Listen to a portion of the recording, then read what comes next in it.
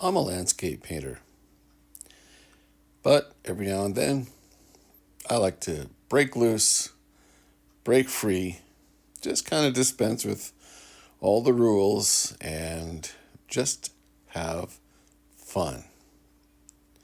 So, just to have fun today, I cut up some painter's tape, the green stuff that you buy at the paint store, not the art store, although I'm sure you can get some at the art store, but it's cheaper at the paint store.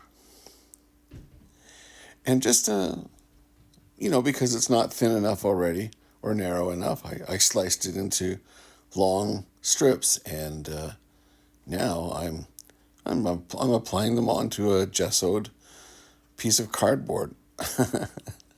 Yeah, cardboard, like from a box, that kind of cardboard. But gesso, it seals surfaces and it acts as a binder for paint, for artists. So you can paint on virtually anything. I mean, Emily Carr, the famous Canadian landscape painter, she painted on newspaper. Goodness sakes, she used gasoline to thin her paint, and they're worth millions now. Well, anyway, let's get back to the fun stuff here. I like doing abstract because it kind of just sets me free from all the rules, and that's kind of you know what birthed abstract in the first place back in the 50s and 60s. Artists all over were trained to paint beautiful faces and rivers and streams, and well, I still love doing those things. I it's my passion, but every now and then I like to break the speed limit. I like to sort of paint outside the lines, or actually kind of create some lines. Yeah, that's what we're doing here today, creating lines. And by putting the tape down, sort of in an organized fashion, I guess, I just make it like however I feel like making it. But I do try to keep some kind of a symmetry or some kind of organization. Or maybe that's just the way my brain works. I don't know. But then, once I've got my shape kind of down, and don't forget to press it down with your fingertips so that the paint doesn't bleed underneath the surface, underneath the edges. You like that nice, clean, crisp edge. And you watch the reveals coming. We're going to peel all this tape off, and well, that's exciting. That's worth the price of admission all by itself. I just got my favorite colors, and this is acrylic. I paint my landscapes in oil, but acrylic dries super fast. You can even put a blow dryer on it if you really want to move it along. But it dries super fast, and for abstract purposes, it's pretty intense in color, which I dig that. I mean, I like color. Now here I am trying to freehand a couple of outside edges that I didn't tape. I'm not sure that's going to go well, but if it doesn't, and you can see I'm already a little crooked there, probably too much coffee today, or not enough coffee. I don't know, one or the other. I'm putting color, and I'm cutting corners here. And, oh boy, that's not so sharp. So I have a feeling the tape is coming.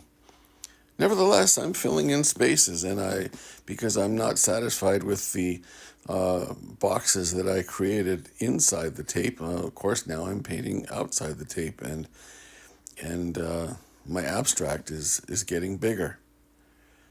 So I guess it's going okay, but I would really like to keep those lines nice and sharp. So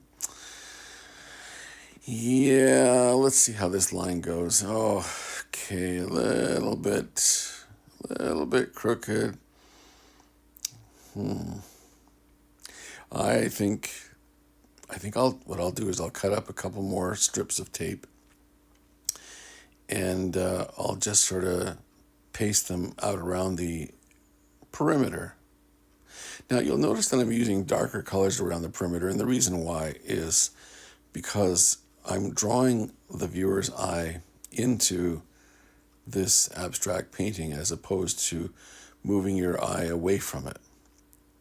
I really want to kind of draw you in and just have fun with your eye. Just make your eye go where I want it to go by using those brighter, more intense colors on the inside. Oh, by the way, did I say the tape was coming? Yeah. Well, sometimes we make mistakes. I make plenty. But there's ways to fix it. I mean, it's abstract after all. And, more than anything, it's art. So, there are no rules. You can use whatever you want. You can paint whatever you want. On whatever you want. And you can redo stuff if you need to. So, I'm kind of redoing the taping around the outside here. I think it'll look better. Well, you can tell me in the comments if you think it looks better afterwards. But wait till the reveal, because that's cool. I love the reveal. So here we go. Now, as I said about using sort of darker colors around the perimeter, here I'm doing that even more intensely. A little bit of blue and purple. Not diluted, not mixed with any white or anything, not tinted. Just straight, full strength, right out of the tube colors. And, the reveal, that's when you're going to see the true effect of this.